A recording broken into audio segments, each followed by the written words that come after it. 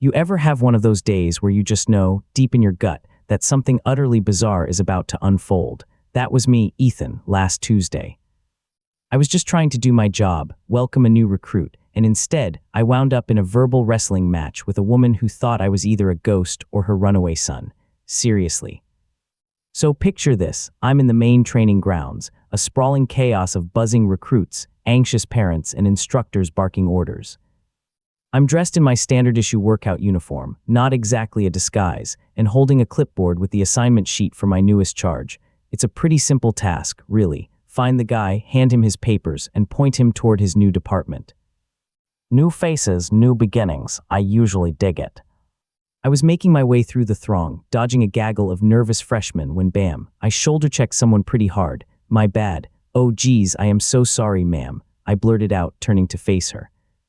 She was a woman in her late 40s, decked out in what looked like her Sunday best, and she had this wild, desperate look in her eyes. Her face, however, was twisted into a scowl that could curdle milk. "What do you think you're doing?" she shrieked, instantly ratcheting up the volume. Not a great start. "Again, I'm really sorry," I tried, extending a hand slightly. "It's pretty crowded in here. Are you lost? Can I help you find someone?" I figured maybe she was a parent overwhelmed by the sheer number of people. She scoffed, a truly magnificent sound of pure disdain. "Lost, I'm looking for my son. He's supposed to be here today, and you bumped right into me." "Yes, ma'am, I apologized for that," I said, trying to keep my tone even. My internal alarm bells were already ringing. "But I don't think I can help you find your son. I'm just trying to get to my own recruit." Her eyes narrowed to slits. "What do you mean you can't help me? You're him, you're my son. What are you doing dressed like that?" trying to avoid me.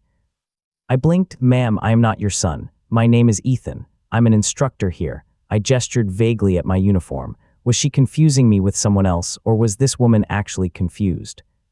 She shook her head violently. "No, you're the ghost behind you, the one who pretends not to know me," she practically yelled, pointing a trembling finger right at my chest. "Okay, the ghost behind you. That was a new one." I tried to process it. Did she mean I was evasive? Or did she literally think I was some spectral entity following her son? The sheer absurdity made a tiny snort escape me.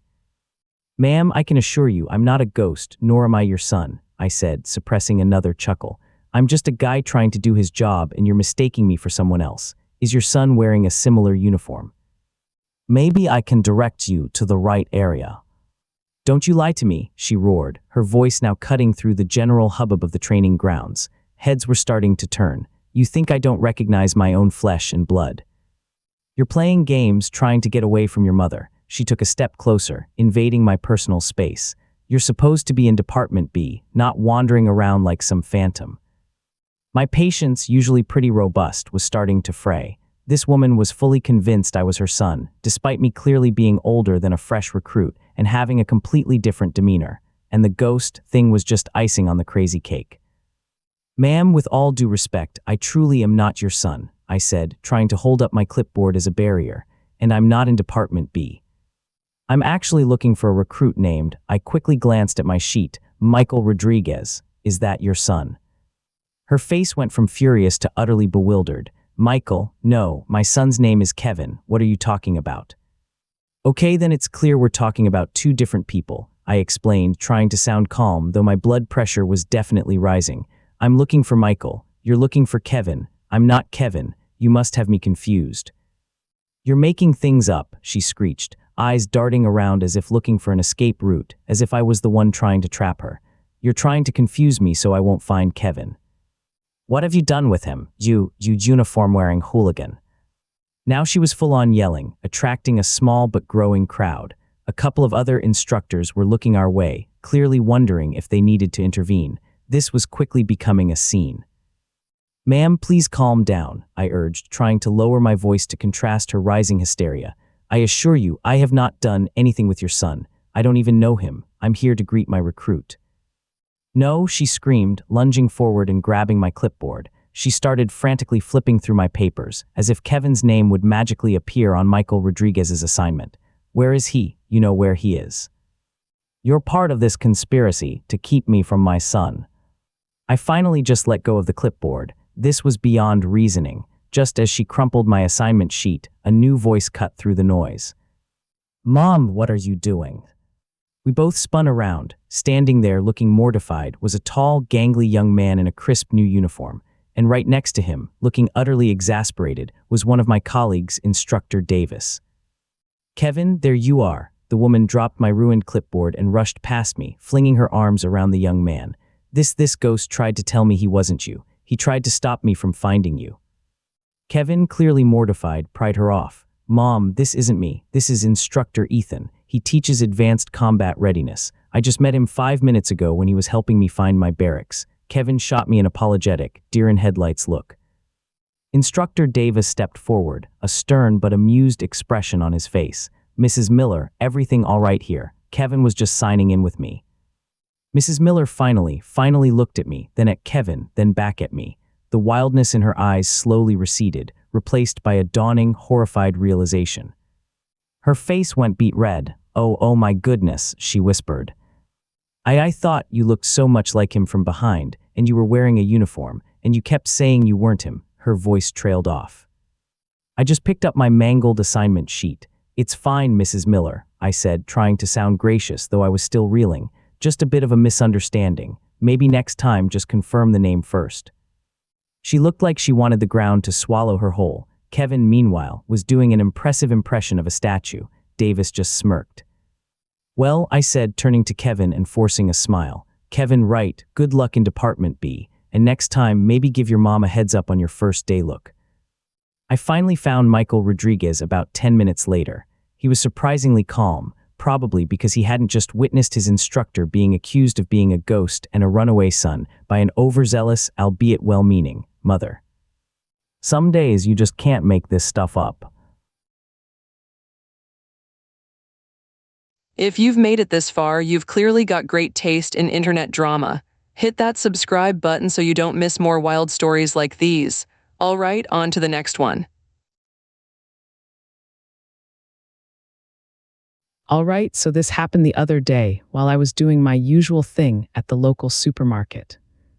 I'm a vendor for a pet food company, and my job involves setting up displays, talking to customers about our products, maybe offering samples if we're doing a special promo. Basically, I'm in the store, but I definitely don't work for the store. I wear company merch, which is usually pretty distinct from the store's uniform, but hey, people gonna people, right?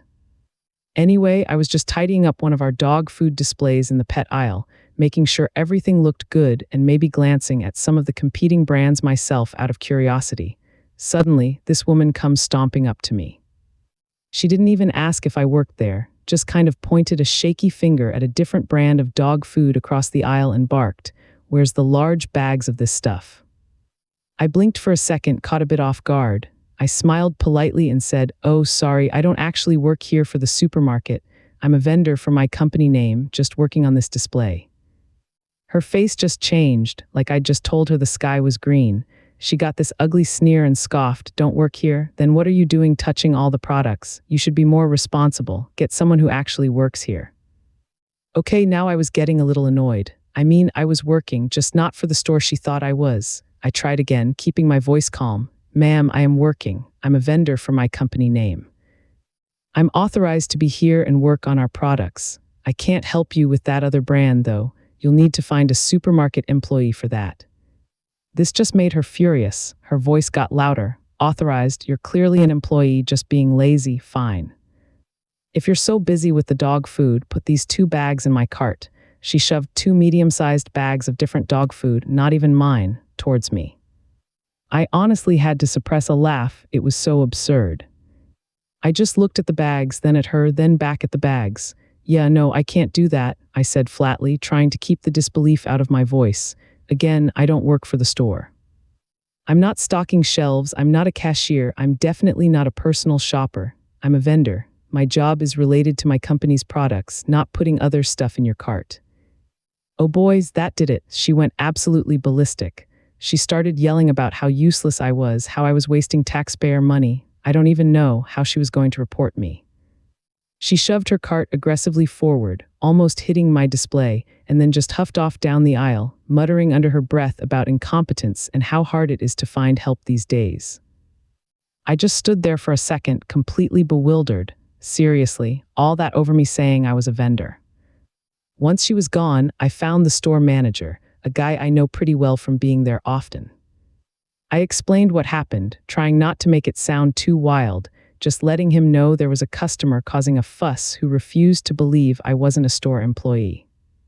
He was cool about it, apologized for the customer's behavior, totally not his fault, of course, and said they'd keep an eye out for her.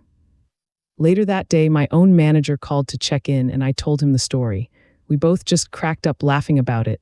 Like, who does that? Demanding a vendor put competitors' products in their cart. The sheer entitlement is just something else.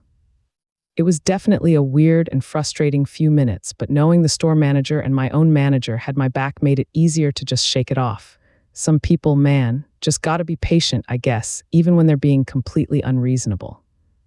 Anyway, that was my little dose of I don't work here lady for the week. Stay sane out there, folks.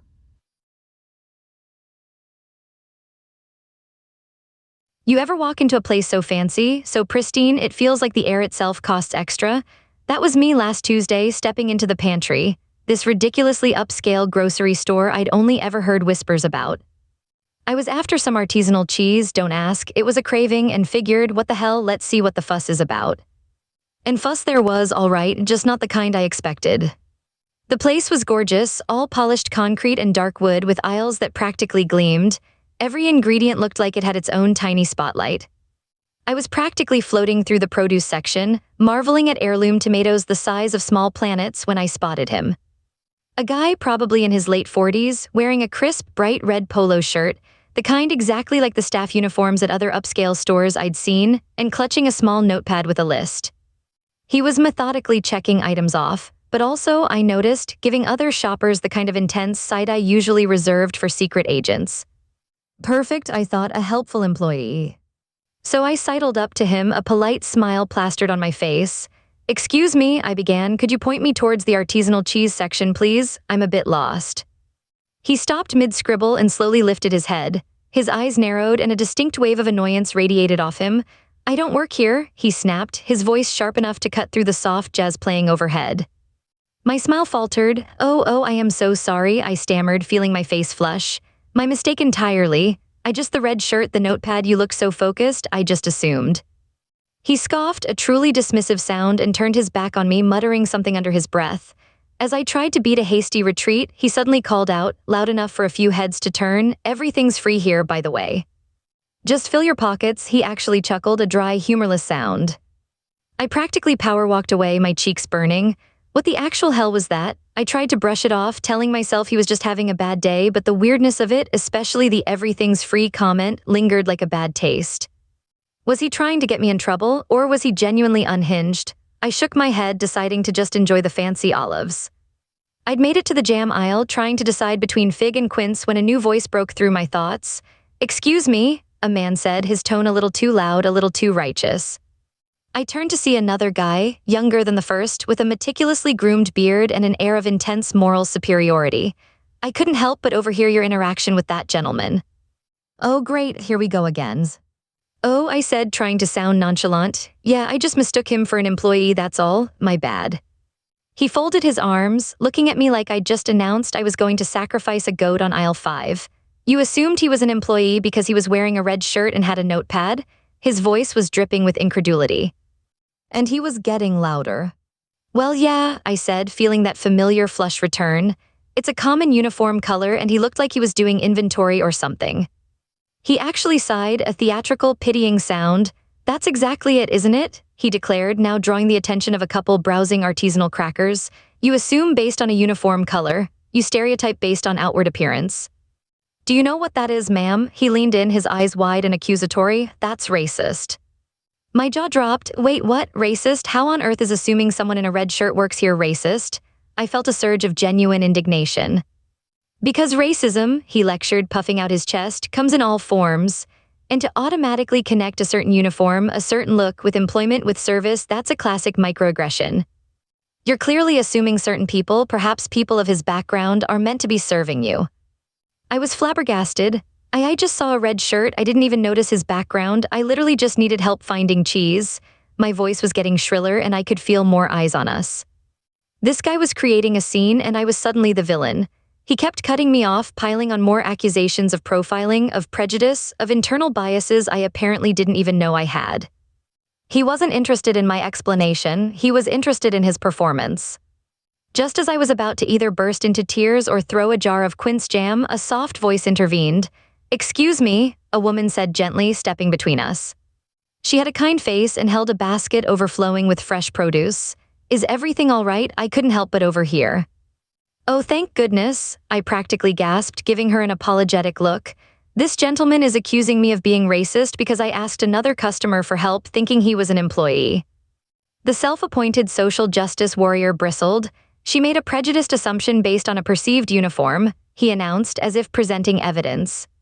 The woman turned to him, a slight frown on her face. "And she apologized," she said calmly, and explained her reasoning. "It sounds like a simple misunderstanding. Calling someone racist for that seems a little extreme, wouldn't you say?"